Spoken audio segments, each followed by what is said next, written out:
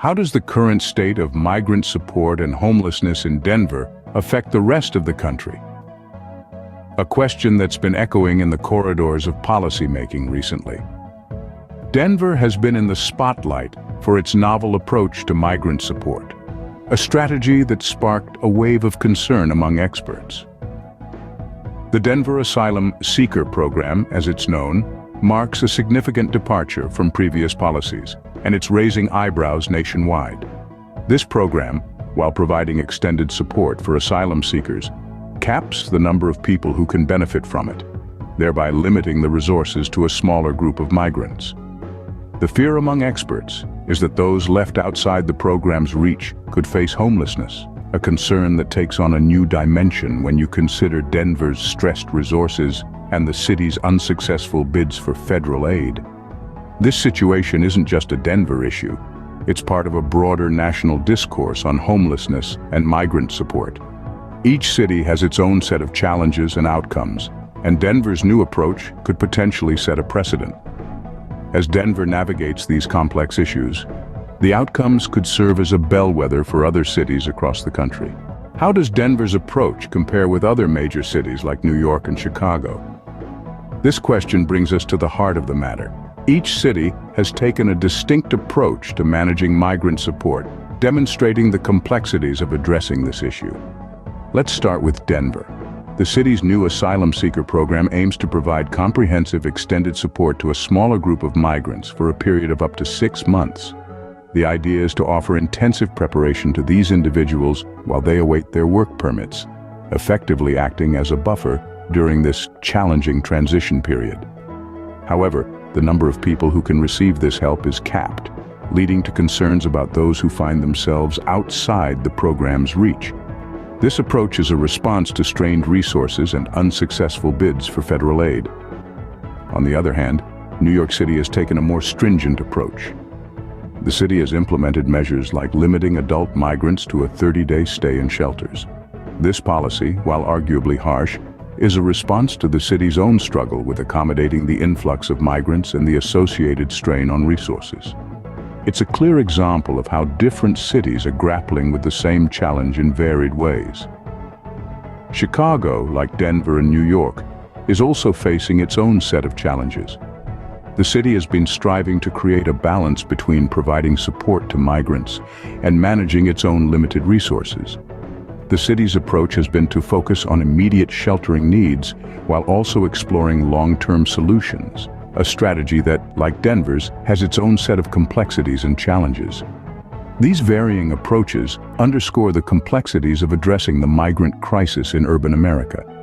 Each city, with its unique circumstances and resources, is striving to find a solution that best serves its residents and newcomers alike.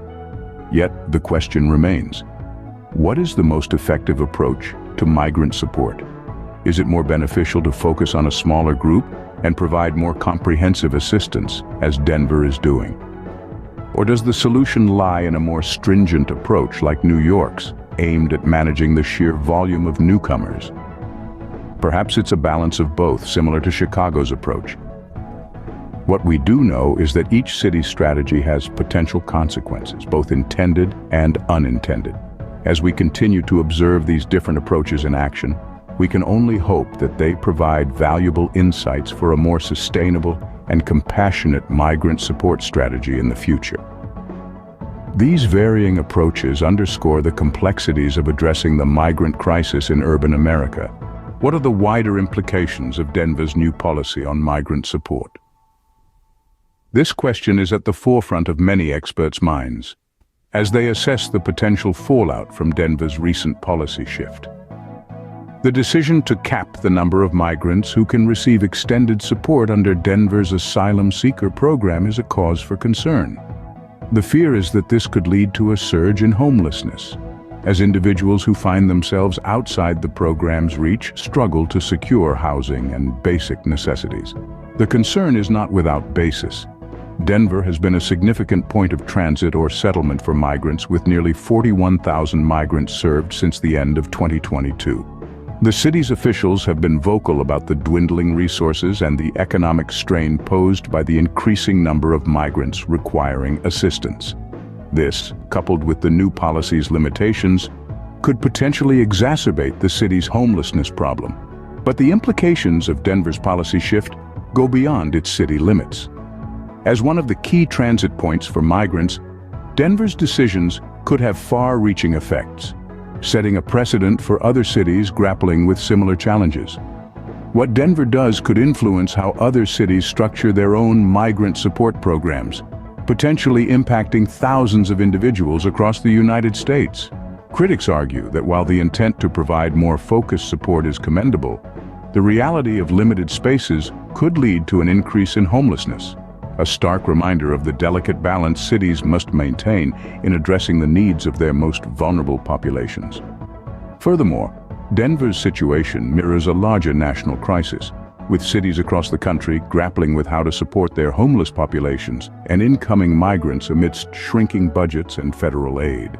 This policy shift, therefore, doesn't just impact Denver, but potentially signals a shift in the national discourse on homelessness and migrant support. The situation in Denver could set a precedent for other cities grappling with similar challenges.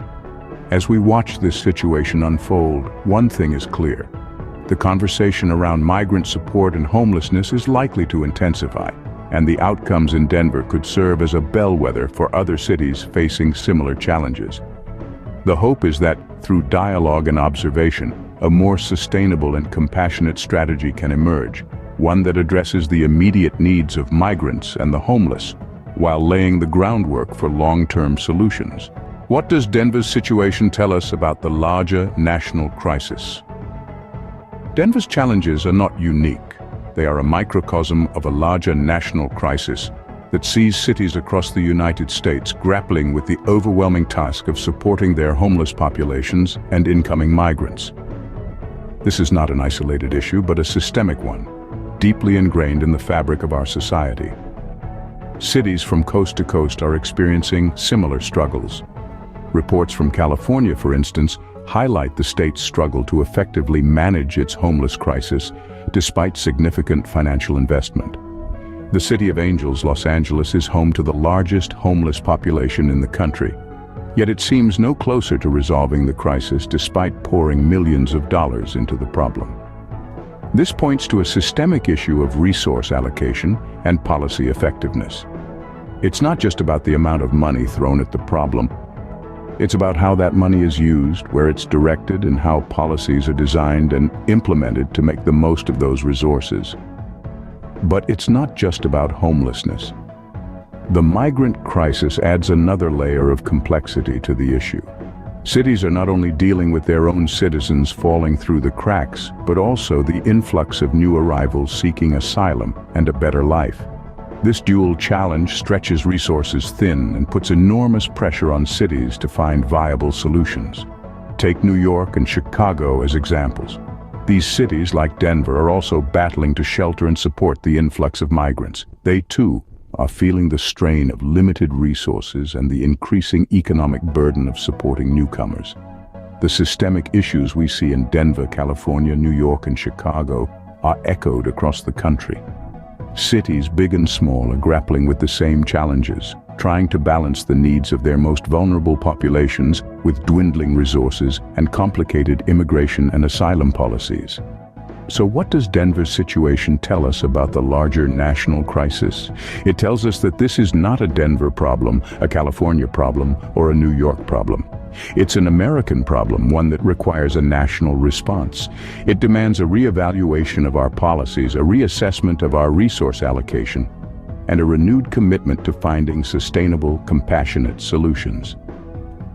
Denver's situation mirrors a larger national crisis, pointing to the need for more effective strategies and policies. As Denver rolls out its new asylum seeker program, what can we expect to see in the future? The answer to this question is as complex as the issue itself. But there are a few possibilities to consider. Firstly, Denver's new program could potentially become a blueprint for other cities dealing with similar challenges. It's a bold, albeit controversial approach that prioritizes depth of support over breadth. By focusing on a smaller group and providing more comprehensive assistance, Denver is hoping to better prepare migrants for a life in the city. If successful, we may see other cities adopting similar policies, shifting from providing short-term relief to investing in long-term integration strategies. However, the flip side is the concern that this approach could exacerbate homelessness among those who do not make the cut. The ripple effects of this could be far-reaching, with other cities potentially facing an increase in homelessness if they follow suit. It's a delicate balance that needs careful monitoring and constant adjustment. What's clear, regardless of the outcome, is the importance of dialogue and observation in this process. It's through these discussions and learnings that we can develop more sustainable and compassionate strategies. We need to remember that behind the policies and numbers, there are human lives at stake. Each person is not just a statistic, but an individual with hopes, dreams, and aspirations. So, as we look to the future, let's keep the conversation going. Let's learn from each other's successes and failures. Let's continue to push boundaries, challenge the status quo, and strive for solutions that not only address the immediate needs of migrants and the homeless, but also lay the groundwork for long-term, systemic change. In the end, it's about creating a society where everyone, regardless of their circumstances, has a fair shot at a decent life. After all, isn't that what we all want for ourselves and our loved ones? The hope is that through dialogue and observation, a more sustainable and compassionate strategy can emerge, one that addresses the immediate needs of migrants and the homeless while laying the ground for long-term solutions.